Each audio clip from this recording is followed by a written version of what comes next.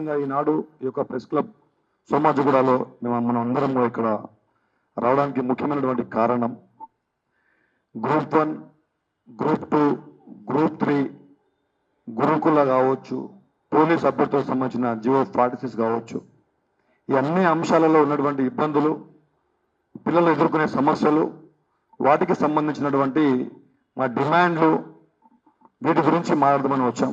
ఈ కార్యక్రమానికి ముఖ్య అతిథిగా వచ్చినటువంటి నిరుద్యోగుల, బడుగు బలహీన వర్గాల, మనం ఏదైనా నాయకుడి గురించి చెప్పుకుంటే ఇవాళ రేపు ఏమైపోయిందంటే ఇవన్నీ ఒక ట్యాగ్ లైన్స్ లెక్క అందరూ వాడుకుంటారు.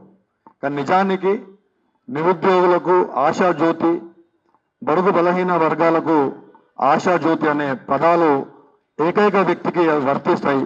అది మా టైగర్ కృష్ణ అన్న.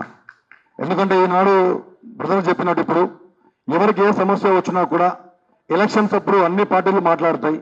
ఓట్లు కావాలనుకున్నప్పుడు ప్రతి పార్టీ వచ్చి మాట్లాడుతుంది. ప్రతి నాయకుడు ఎలక్షన్లలో నిలబడే ప్రతి ఒక్క అభ్యర్థి మాట్లాడతాడు. కానీ మళ్ళీ అయిపోయిన తర్వాత నిజంగా పోరాడే వ్యక్తులు ఎవరంటే మళ్ళీ ఇదే నిరుద్యోగ జేఏసీలు, మళ్ళీ అదే ఆర్ కృష్ణ దగ్గరికి వచ్చి ఆర్ కృష్ణ ఆధ్వర్యంలో చేయాల్సిన పరిస్థితి వస్తుంది. కాబట్టి దయచేసి మన అందరం కూడా ఇవాళ ఈ విషయం మీద మాట్లాడడానికి వచ్చినందుకు అందరికీ కూడా ధన్యవాదాలు అన్న, మీకు ప్రత్యేకమైన ధన్యవాదాలు అన్న. ముఖ్యంగా ఇప్పుడు ఒకసారి చూసుకుంటే చాలా బాధాకరంగా ఉంది. ఈ అంశాలు మళ్ళీ కొత్త గవర్నమెంట్ వచ్చిన తర్వాత ఏదైతే నిరుద్యోగుల భుజస్కంధాలపై ఎత్తుకొని ఈ ప్రభుత్వాన్ని తీసుకొచ్చినటువంటి నిరుద్యోగుల గురించి మళ్ళీ ప్రెస్ మీట్లు పెట్టి, ధర్నాలు పెట్టి, రేపు మళ్ళీ చలో ఇందిరా పార్క్ అని చెప్పి ఆ యొక్క కార్యక్రమాలు చేయాల్సిన పరిస్థితి వస్తుందంటే మాకే సిగ్గుగా ఉంది. ఎందుకంటే ఆనాడు మీరందరూ కూడా చూసిర్రు నిరుద్యోగులు ఏ విధంగా ఓన్ చేసుకుని కాంగ్రెస్ గవర్నమెంట్ తీసుకొచ్చింది.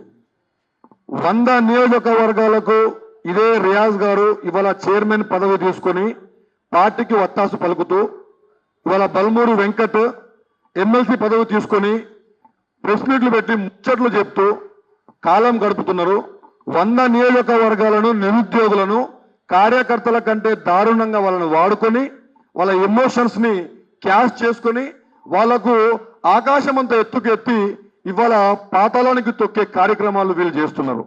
రేవంత్ రెడ్డి గారు డైరెక్ట్ గా ప్రెస్ మీట్ లో చెప్పినటువంటి విషయం, అది జాబ్ క్యాలెండరేనాయా, అది మేము ఇచ్చినటువంటి జాబ్ క్యాలెండర్, డైరెక్ట్ గా జాబ్ క్యాలెండర్ అనౌన్స్ అయిపోయింది అని చెప్పి పేపర్లలో పెద్ద పెద్ద పేజీలలో యాడ్లు ఇచ్చిర్రు. అంటే ఆనాడు మీరు ఇచ్చిన యాడ్లు మీ బిజినెస్, మీ వ్యాపారం కొనసాగించడానికి మాత్రమే అని చెప్పి మాకు ఇప్పుడు అర్థమవుతుంది. ఎలాగైతే వ్యాపారాలకు సంబంధించిన యాడ్లు ప్రకటనలు ఇచ్చుకుంటారో అలా మీ పార్టీ అధికారంలోకి రావడానికి మీరు ప్రకటనలు ఇచ్చుకున్నారు తప్ప నిరుద్యోగులకు నిజంగా మీరు న్యాయం చేయాలనే ఆలోచన ఏ కోశాన కూడా మీకు లేదని అర్థమవుతుంది. ఎందుకంటే ఇక్కడ అడిగేది ఏది కూడా ఏదో రాజకీయ లబ్ధి కోసమో లేకపోతే ఇప్పుడు మాకు ఓట్లు వేయమని చెప్పి అడగడానికి మేము రాలే. ఇక్కడ ప్రతి ఒక్క అంశం గ్రూప్ 1 అంశం గురించి 1:100 చేయాలి అని చెప్పి డిమాండ్ చేశారు బట్టి విక్రమార్క గారు. గ్రూప్ 2 అభ్యర్థులకు సంబంధించి 2000 పోస్టులు మేము పెంచుతామని చెప్పి కేటీఆర్ గారు అనౌన్స్ చేస్తే 2100 పెంచుతామని చెప్పి హర్రాస్ పాట పాడినట్టు ఇదే రేవంత్ రెడ్డి గారు పాడారు. ఆనాడు అతని నోడుతో వచ్చినటువంటి మాట ఇవాళ ఫుల్ఫిల్ చేయమని చెప్పి నిరుద్యోగులు అడుగుతున్నారు. గ్రూప్ 2 కావచ్చు, గ్రూప్ 3 కావచ్చు, మా గవర్నమెంట్ వస్తే ఖచ్చితంగా మేము పెంచుతాం. వాళ్ళు 100% పెంచేవాళ్ళు కూడా. నిజానికి చెప్పాలంటే నిరుద్యోగులకు న్యాయం ఎంతో కొంత ఆ బీఆర్ఎస్ ప్రభుత్వమే చేసింది, కానీ ఈ కాంగ్రెస్ ప్రభుత్వము దాంట్లో సగం కూడా చేస్తలేదు. ఎందుకంటే మనం చూసుకుంటే 2 లక్షల వేకెన్సీ చూపించారు. దాదాపుగా 1,20,000 నుంచి 1,30,000 పోస్టులకు నోటిఫికేషన్లు ఇచ్చిర్రు. సరే, దాంట్లో అవకతవకలు జరిగినాయి, దానికి వాళ్ళు సరిగ్గా రెస్పాండ్ కాలేదు, బాధ్యత వహించలేదు. కాబట్టి వాళ్ళని బాధ్యత తీసుకోవాల్సిందిగా మేము గుర్తు చేసినాం. అయినా కూడా వాళ్ళు పట్టించుకోలేదు. ఏమైతుందిలే నిరుద్యోగులతో అనుకున్నారు. మొత్తం అందరిని కూడా గద్దె దించి ఇవాళ అక్కడెక్కడనో టోల్ గేట్ల దగ్గర ఛాయలు బజ్జీ లాగా తయారు చేసినాం వాళ్ళను.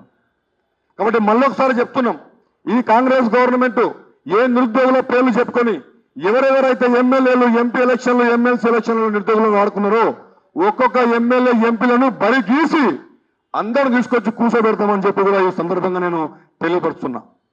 దయచేసి ఇక్కడ అడిగేది పెద్ద పెద్ద గొంతమే కోరికలు ఏమి కూడా లేవు. ఇవన్నీ కూడా బట్ నిజంగానే అన్న చెప్పినట్టు, జరసన చెప్పినట్టు వినోద్ సార్ గారికి ఇప్పుడు మాట్లాడినటువంటి విషయాలు జీవన్ రెడ్డి గారికి అవగాహన లేనట్టుంది. ఎందుకంటే ఏదైనా ఒక చైర్మన్, ఏదైనా ఒక టీఎస్పీఎస్సీ కావచ్చు, యూపీఎస్సీ కావచ్చు, ఒక పబ్లిక్ సర్వీస్ కమిషన్ ఏది ఉంటుందో ఇంతకు ముందు ఎన్నో రాజస్థాన్ కోర్టు కావచ్చు, పంజాబ్ కోర్టు కావచ్చు, రకరకాల కోర్టులలో ఈ యొక్క జడ్జిమెంట్లు కూడా ఉన్నాయి. ఒక పర్టికులర్ ఒక విశిష్ట అధికారులు ఉన్నటువంటి ఏదైనా ఒక పిఎస్సి కావచ్చు, యూపీఎస్సి కావచ్చు, పబ్లిక్ సర్వీస్ కమిషన్లు ముఖ్యంగా ప్రిలిమ్స్ ఎగ్జామ్లలో వాళ్ళకు ఏ విధమైన అభ్యర్థులు కావాలి, ఏ విధమైన వాళ్ళు మార్పులు చేర్పులు చేసుకోవచ్చు, అవన్నీ కూడా విశిష్ట అధికారాలు ఆ యొక్క పర్టికులర్ కమిషన్ కు ఉన్నాయని చెప్పి సుప్రీంకోర్టు కూడా చెప్పినటువంటి అంశాలు మనం చూసినాం. ఆయన ఏదో రాజ్యాంగం అనే పేరు వాడి వీళ్ళకు తెలియదు, ఏదో ఒకటి చెప్పేస్తే అయిపోతుంది, ఏదో ప్రొవిజన్లో లేదు, అది ఇదని చెప్పడానికి లేదు. ఒక కమిషన్ తలుచుకుంటే వాళ్ళకు కావాల్సుకున్నట్టుగా వాళ్ళు మార్చుకోవచ్చు అనే విషయాలు దాంట్లో నోటిఫికేషన్లో కూడా ఉంటుంది. ఇంకా నోటిఫికేషన్లో లేని అంశాలు ఏమైనా మార్పులు చేర్పులు చేయాలంటే సబ్ నోటిఫికేషన్ ఇచ్చి మళ్ళీ దాన్ని మార్పులు చేర్పులు చేసుకోవచ్చు. అదేవిధంగా ఈనాడు వీళ్ళు అడిగేటువంటి డిమాండ్లు, ముఖ్యమైనటువంటి డిమాండ్లు ఏంటంటే, ఇవాళ నిరుద్యోగులు మీరందరూ కూడా చూస్తున్నారు, దాదాపుగా 8 నుంచి 10 సంవత్సరాల తర్వాత నోటిఫికేషన్ వచ్చింది. ఒక చెల్లె నాకు ఫోన్ చేసింది, గ్రూప్ 1 ఆస్పిరెంట్, రికార్డింగ్ ఉంది నా దగ్గర. ఆ అమ్మాయి ఫోన్ చేసి మాట్లాడుతుంటే కళ్ళల్లో నీళ్లు తిరిగినాయి నాకు. సార్ నాకు ఇప్పుడు 32 సంవత్సరాలు సార్, నేను గ్రూప్ 1 గ్రూప్ 2 ఆఫీసర్ని కావాలని చెప్పి మా ఇంట్లో మా అమ్మ నాన్నలు మాకు సంబంధాలు చూస్తుంటే కూడా లేదు, నేను ఉద్యోగం కొట్టిన తర్వాత నేను పెళ్లి చేసుకుంటా అని చెప్పి నేను అలా చూస్తూ ఇవాళ నాకు 32-33 సంవత్సరాలు వచ్చేసినాయి, నాకు ఇంతవరకు పెళ్లి కాలేదు. వీళ్ళు చేస్తూనేమో ఇవాళ దాదాపుగా చాలా దగ్గర పోస్టులు లేకుండా చేసేసారు, అతి తక్కువ పోస్టులు ఇచ్చారు. 8 సంవత్సరాలకు చూసుకుంటే 800 పోస్టులు కూడా సరిగా వీళ్ళు నింపని పరిస్థితి ఉంది. కాబట్టి ఖచ్చితంగా ఈ పోస్టులు కంపల్సరీ పెంచాల్సిన అవసరం ఉంది. గత 10 సంవత్సరాలతో చూసుకుంటే ఇప్పుడు వచ్చినటువంటి నోటిఫికేషన్లు అంతకుముందు నోటిఫికేషన్ కంటే తక్కువ వీళ్ళు పోస్టులు ఇవ్వడం జరిగింది. గ్రూప్ 2 నోటిఫికేషన్లో వేకెన్సీలు ఉన్నాయి.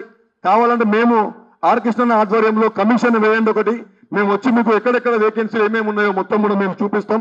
దయచేసి దీని మీద అధికారికంగా రెస్పాండ్ కండి.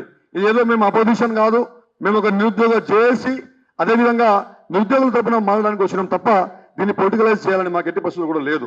ముఖ్యంగా గ్రూప్ 1లో 1:100 చేస్తామని చెప్పి ఏ విధంగా భట్టి గారు చెప్పారో అదే విధంగా 1:100 నిష్పత్తిలో పిల్లల్ని మీరు క్వాలిఫై చేయాలి. అప్పుడు వాళ్ళకి అవకాశం దొరుకుతుంది. అట్లీస్ట్ మీరు డైరెక్ట్ గా ఉద్యోగం ఇవ్వమని చెప్తలేము, మీరు అవకాశం కల్పిస్తే దాంట్లో ఉన్నటువంటి బెస్ట్ మెరిట్ ఆస్పిరెంట్స్ బయటకు వస్తారు.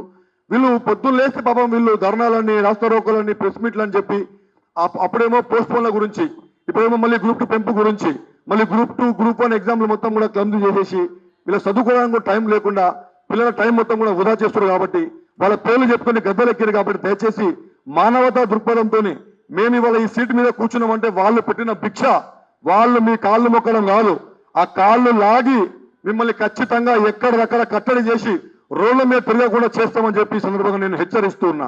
నిరుద్యోగులను మీరు ఏదో ఏమైతుందిలే వెళుతున్నా అనుకుంటేనే ఇంతకుముందు గవర్నమెంట్ ఏం పరిస్థితి అయిందో మీరు చూసారు. మళ్ళొకసారి చెప్తున్నాం, మీకు రిక్వెస్ట్ చేస్తున్నాం, గ్రూప్ 1 గ్రూప్ 2 గ్రూప్ 3 గురించి ముఖ్యంగా గురుకులం రీలింక్విష్మెంట్ బీఆర్ఎస్ గవర్నమెంట్ ఉన్నప్పుడు ఆర్ఎస్ ప్రవీణ్ కుమార్ గారు ఆ రీలింక్విష్మెంట్ ని తీయడం జరిగింది. ఇవాళ ఎస్ఐ కావచ్చు, కానిస్టేబుల్, ఫర్ ఎగ్జాంపుల్ చెప్తున్నా, ఎస్ఐ కానిస్టేబుల్ కి రెండింటికి ఒక నోటిఫికేషన్ ఇచ్చినప్పుడు ఒక అభ్యర్థికి ఎస్ఐ ఉద్యోగం వచ్చిన తర్వాత ఆ అబ్బాయి మళ్ళీ కానిస్టేబుల్ ఉద్యోగానికి పోతాడా? ఎస్ఐ ఉద్యోగానికి ఎవరైనా పోతారు, అంటే పై పోస్ట్ ఏదో దానికే పోతారు.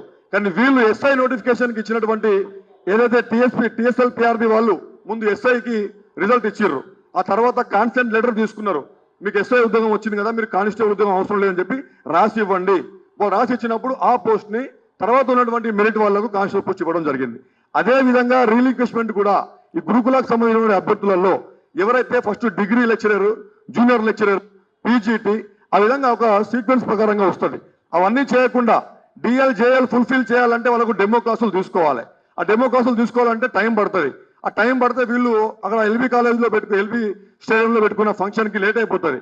మేము తొందరగా ఇంతమందికి మేము లెటర్లు ఇచ్చేసినాం అని కేవలం వాళ్ళ స్వార్థపూరితమైనటువంటి నిర్ణయాలతో డిఎల్ జేఎల్ ఇవ్వకుండా డైరెక్ట్ గా తీసుకొని పోయి పీజీటీ వాళ్లకు పోస్టులు లెటర్లు ఇవ్వడం జరిగింది. దానివల్ల దాదాపుగా 3000 పోస్టులు వేకెన్సీలు మిగిలిపోయినాయి. దాన్ని నింపమని చెప్తే కూడా దాన్ని కూడా మిగుల్చుకునే పరిస్థితి చేస్తున్నారు. ఇట్లా ఇచ్చినట్టు ఇచ్చి మళ్ళీ లాక్కుంటున్నారు. కాబట్టి రీలింక్విష్మెంట్ కూడా ఖచ్చితంగా ఇంప్లిమెంట్ చేయాలి. ఆ 3000 పోస్టులు ఏవైతే ఉన్నాయో ఆ వేకెన్సీని 100% నింపాలని డిమాండ్ చేస్తున్నాం. ఇవన్నీ కూడా జియో 46 సంబంధించిన అంశాలు కూడా మినిస్టర్ గారు, నేను మరియు బల్మూరి వెంకట్, మినిస్టర్ గారు శ్రీధరబాబు గారు అభ్యర్థులు తీసుకొని పోయినప్పుడు ఎలక్షన్ జరుగుతున్నాయి. మేము June 6 తర్వాత June 10 లోపు మనందరం కూడా కూర్చుందాం, డెలిగేషన్ పిలుస్తాం, మనం మాట్లాడి డిసైడ్ చేద్దామని చెప్పారు. అక్కడ చెప్పి ఎలక్షన్ దాటిపోయిన తర్వాత నేను ఎంతోమంది పిల్లల్ని ఆపి వ్యతిరేకం చేయకుండా నేను ఆపిన. మేము చేయడం వల్లనే ఇవాళ మల్లన్న ఎమ్మెల్సీగా గెలిచి మళ్ళీ వాళ్ళ గద్దెక్కిన తర్వాత ఎవరు కూడా మాట్లాడతలేరు. గెలవంగానే అయిపోలేదు, ఇంకా చాలా ఉంది ముందు. కాబట్టి ఖచ్చితంగా మీరు అందరూ కూడా దీని మీద 100% రెస్పాండ్ కావాలని కోరుకుంటున్నాం. ఇదే విషయాల మీద అశోక్ కుమార్ గారు దీని మీద మాట్లాడాలని కోరుతున్నాం. Thank you.